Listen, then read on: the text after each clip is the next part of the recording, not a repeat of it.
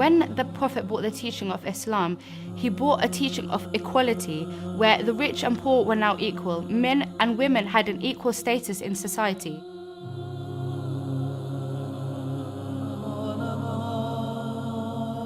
He was telling the world two things. One was how to treat daughters with respect and how to respect women in general.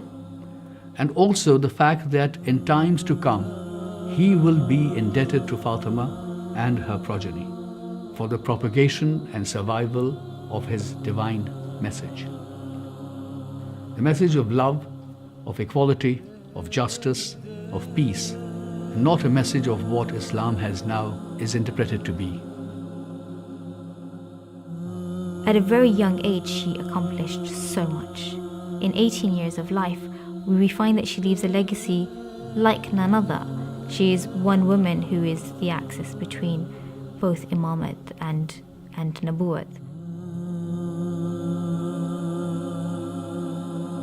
To have someone like Fatima Zahra is a treasure. It's really something that, instead of having it only in books and words, and you should be like this, and you should aspire to be so, when you actually see a person becoming like that, it really encourages you and tells you that this is possible. It's possible to be generous like Fatima.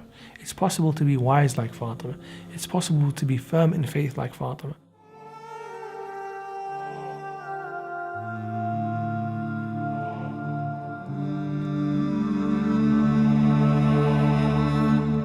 O people, know that I am Fatima, and my father is Muhammad. I will say that repeatedly and continuously. I do not say what I am saying mistakenly, nor do I do what I do aimlessly. A messenger has come to you from among yourselves. So if you know him and you know who he is, you will see that he is my father, not the father of any of your women.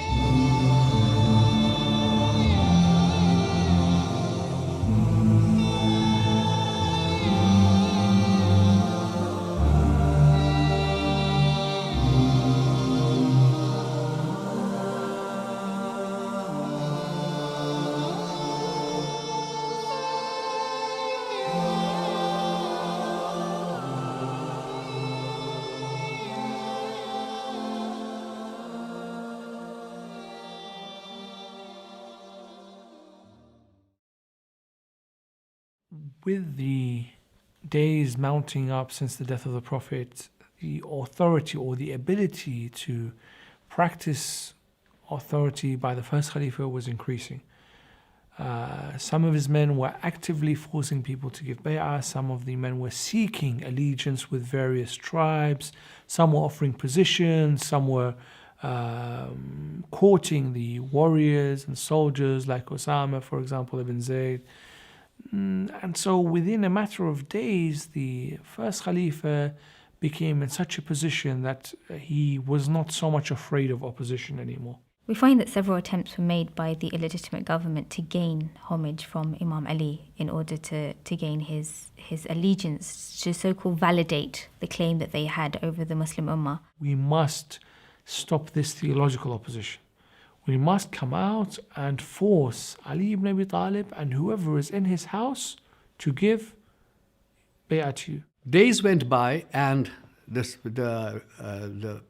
people at Saqifa began to realize that everybody had sworn allegiance, but Imam Ali hadn't. So they sent, the first caliph sent the future second caliph and Khalid ibn Walid and his own slave called Qanfus. And they went over to the house of Fatima Salamullah alayha. This force that was under the leadership of Qanfus, the slave of the second caliph, came to the door of Imam Ali. When they asked permission to enter, we hear that Imam Ali refused this permission. And so There was a call out to Amir al-Mu'mineen, come out of your house, or Banu Hashim, or supporters of Ali, come out and give bay'ah. There was no response. And so they go back towards the mosque and they tell the Khalif and the would-be second Khalif that permission was not granted. And it is here that they said, you will go back and seek permission to enter, only if you do not gain permission, you will then enter with force. When they return and they ask for permission to enter, it is now that Sayyidah Fatima al-Zahra responds, and she says, you are prohibited from entering my house. And Fatima al-Zahra, being that the Prophet had built this house for her, being that this was referred to as the house of Fatima, stood up and went to the door in a way to say, look, your argument might be with Ali ibn Abi Talib, but this is my house. And trying to remind them that where they were standing and who they were threatening.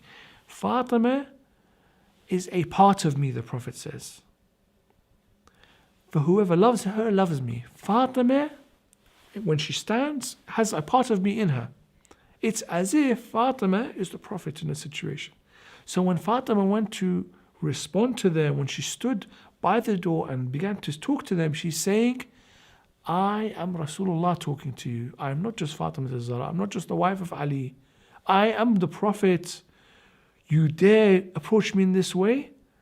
Reminding them of the seriousness of the situation. And so we hear that they light the door, Sayyidah Fatima al-Zahra alight, and they use force to force this door open. Fatima al-Zahra was near the door with the children playing in the court area, in the courtyard. She saw the fumes coming in, and she rushed to the door. And he says, I will enter. And he asked somebody to bring a torch of fire. And he says, I will enter forcefully. And she says, the daughter of the Prophet is in this house. And he says, so what? And at that time it is said that he set the door on fire and he pushes the door against Fatima al-Zahra. And we hear that Sayyidah Fatima al-Zahra is stuck between the door and the wall. She falls flat on her face and she miscarriages her baby Mohsin. Sayyidah Fatima al-Zahra narrates herself that the second Khalif uses the whip of Gunfuz, and he uses this whip on her to such an extent that she is left with a ring mark upon her. The door was heavy, she couldn't come out from underneath the door, and she called out for help. Amir al-Mu'mineen, seeing what was happening, seeing the injury to Fatima al-Zahra, stood and grabbed some of these attackers. And he was in a position to defeat them one by one.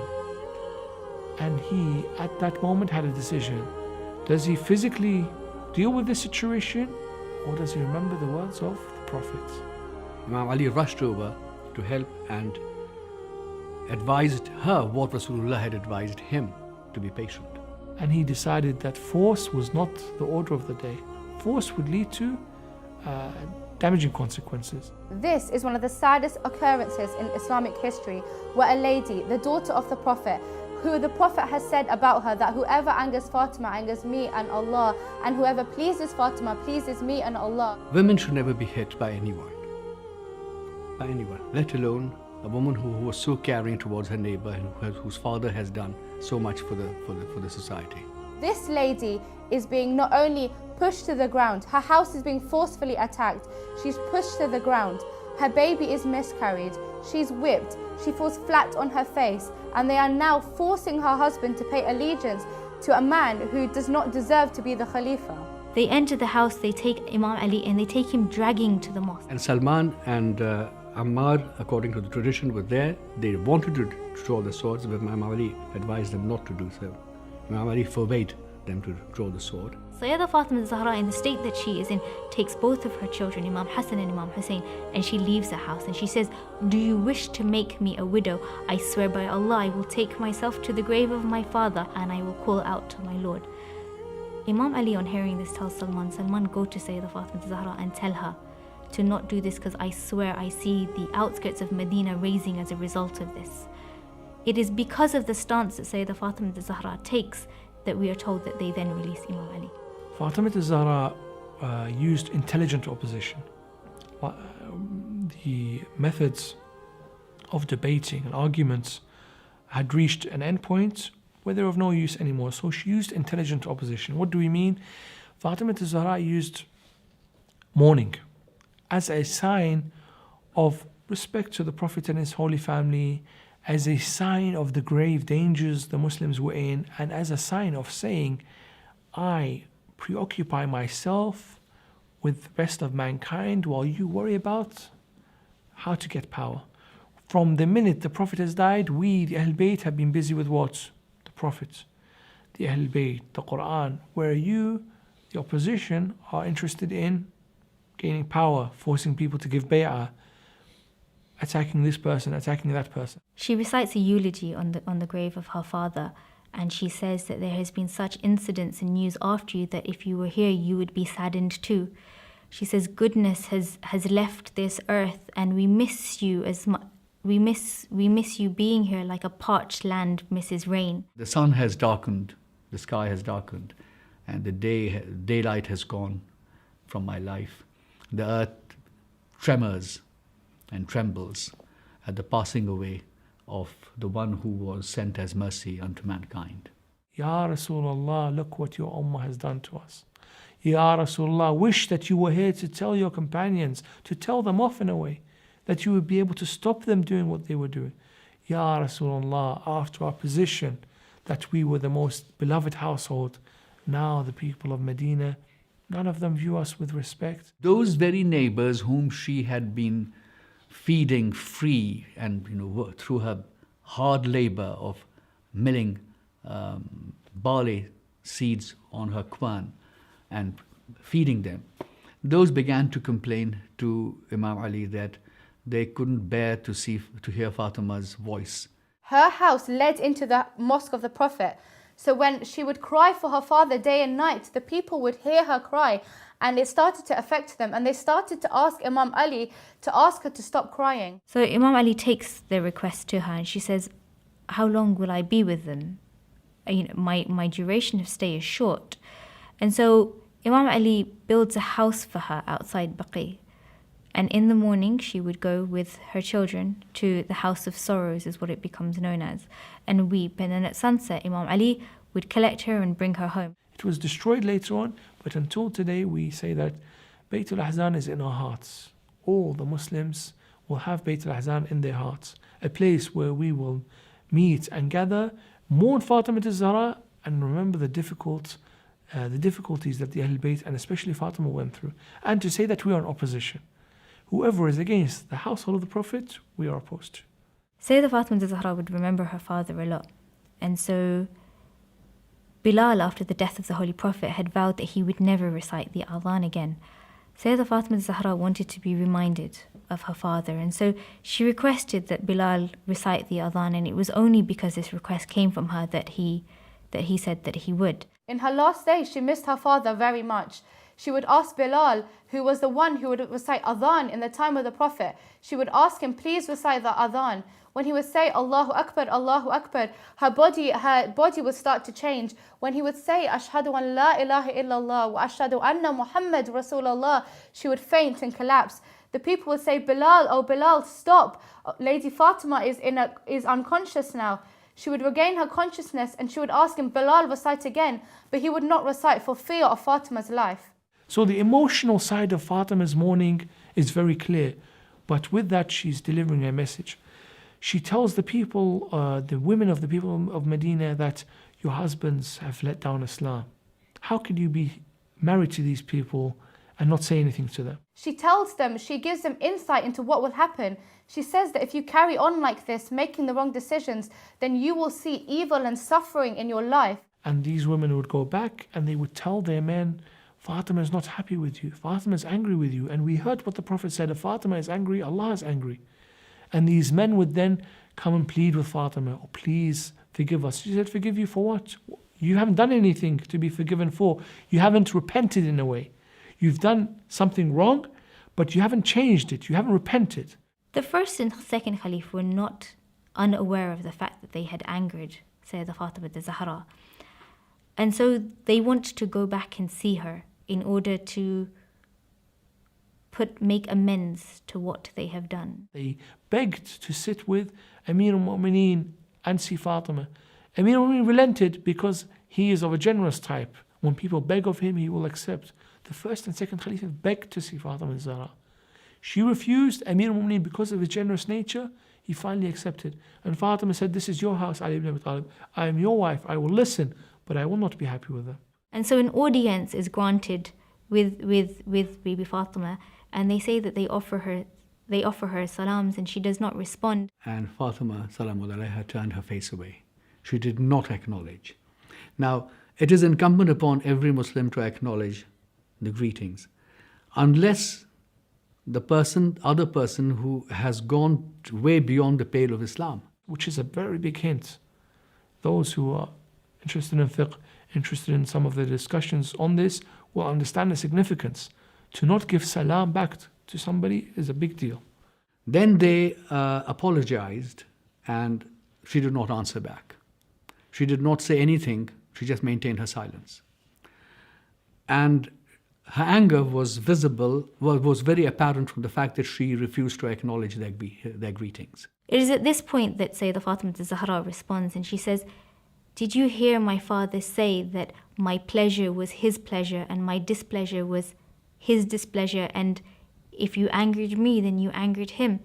And he replied in the affirmative, and she says, "With Allah as my witness and the angels, on the day of judgment I will complain to my father and I will say to him that you have angered me." So this is a statement that Fatima has left for us for 1400 years later, for whatever amount of time later, for us to know who were the supporters of AhlulBayt, who were the enemies of AhlulBayt, who were the ones that loved the Prophet and the holy household and loved Allah subhanahu wa ta'ala, and who were the ones that were willing to go against the household of the Prophet, the Book of Allah, the Prophet himself, and Allah subhanahu wa ta'ala. We find that the toll of the grief of her father on her physical body made her weak, and through the brutality of the attack on the door and the breaking of the ribs and the loss of Mohsin, Sayyidah Fatima Zahra was very weak, and she had become mortally ill. And Amir al-Mu'mineen said, "I watched as the flower of Rasulullah that he took and gave her hand to me and said in the final moments, 'Ya Ali, she is my trust unto you. I'm trusting Fatima to you. Be careful with her, protect her.'" He said, "I watched as this flower that I was given, slowly this flower began to wither. Fatima's face changed, her health, the way she walked.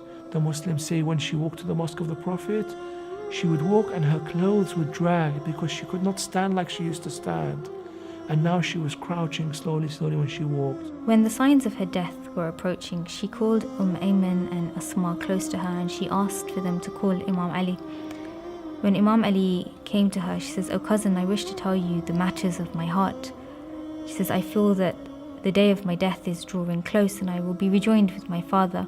And said to him, "Ya Ali, my death is near and I have some things to say to you."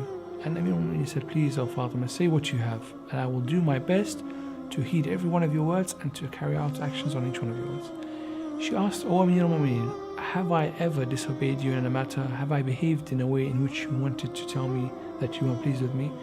She was asking in a way to affirm that in her life she acted perfectly. She says, "Oh cousin, since we have lived together, I have never angered you, I have never betrayed you, I have never lied to you." And Imam Ali says that you are more conscious of God, you are more pious than this, and as a result, I would never censor you. And he was heartbroken, very sad. And he said, "I want you to know one thing, what my will is going to be. My will is that you should marry." And Fatima says that first and foremost, Ya Amir al-Mu'mineen, this house must have a wife and a mother in it. So after my death, you will marry. And that you should have children who will protect my Hussein in Karbala. And you should, because my father has told me what is going to happen to Hussein. Of all the children that you love him most. Of all the children that you love Zainab most. Because of the suffering they have to endure in years to come. And she says, "Ya Amir al-Mu'mineen, I want you and no one else to give the ghusl. But to give the ghusl over my clothes. For I am tahira mutahara, I am being thoroughly purified. And so you give the ghusl for my body over my clothes without removing my clothes." She says to him that these people have really hurt me, so when I die, please don't let them come to my funeral. Bury me at night so that they cannot attend and they do not know where I am buried, as a sign of my anger and my displeasure towards them. That's my will to you. Then she talked about she glorified God and talked about the message of Rasulullah, how important it was, and of the Imamat and Wilayah of Imam Ali himself. She was the first person to really fight for Imam Ali and for his rights. And in fact, it was not his right because it was a right ordained by God. For the continuation of the true religion of Islam, it was necessary for Imam Ali to have taken over after Rasulullah. Fatima al-Zahra, on the day of her death, from the morning she had more energy. And it was as if she wanted to go out and having fully prepared herself and those around her for her death. And so from the morning she was able to return to her household duties, which she hadn't been able to do for some time. That day, she called Asma bint Umays and said, I have done all the household work. I have washed children's clothes, their food is ready, and all the house is clean. I'm going to lie down. I'm in my bed, but before that I'm going to say my prayers. If you do not hear me, invoke on me, and if I do not reply, then know that I have already met with my Lord. And so Fatima enters her room and she begins her prayers. And the narrations say this was occurring after Salat al-Maghrib, between the Maghrib and the Isha prayer, so in the evening. And Asma narrates that I was elsewhere in the house and I could hear Fatima, a weak voice, but I could hear her voice in dua and praise. And that's what happened. That she went to the room, performed her prayer, her salat, and then she called out 3 times, Allahu Akbar. And Asma bint Umays understood what had happened. Asma calls Sayyidah Fatima al-Zahra's name and there was no response. She then calls, O daughter of Rasulullah, through all the titles of the Prophet, and again there was no response. I saw her in her mihrab, in her prayer position, and that she had fallen on her side. And so I went and uncovered her face, and I saw that Fatima's soul had departed. Fatima had died. At that moment, I did not know what to do, because though she had prepared me for her death, I would not know how to respond to Al-Hasan and Hussein. What was I to say to Amir al-Mu'mineen? And it is at this point that Imam Hassan and Imam Hussein enter, and they inquire as to where their mother is. Asma doesn't respond. They then go to look for Sayyidah Fatima al-Zahra. When they find her, we are told that they cling on to the body of their mother and they weep bitterly. And at which point, both sons go to the mosque, because Imam Ali was not in the house. They go to the mosque in order to inform their father of the demise of their mother. They say he was standing with 2 of his companions. They told him, our mother Fatima has died. This great warrior of Islam, this great hero of Islam, this man who broke down the gates of Khaybar, fell down on his face, the riwayat say. And water was born and splashed on his face, so he regained his consciousness. And he says, before, when I used to have bad news, I used to share it, and Fatima made me comfortable. She would comfort me. But now, who do I turn to with this bad news? Obviously, he was extremely grief-stricken, extremely heartbroken, and his 2 children were because she was very young. There were various traditions state early 20s to late 20s, no more.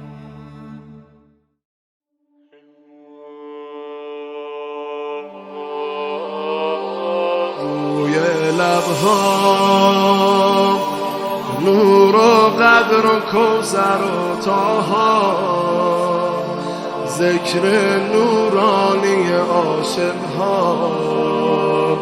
تسبیحات حضرت زهرا الله اکبر این همه جلال الله اکبر این همه شکوه الله اکبر در راه علی فاطمه ایستاده مثل یکو صلی الله علیه فاطمه صلی الله علیه فاطمه صلی الله علیه فاطمه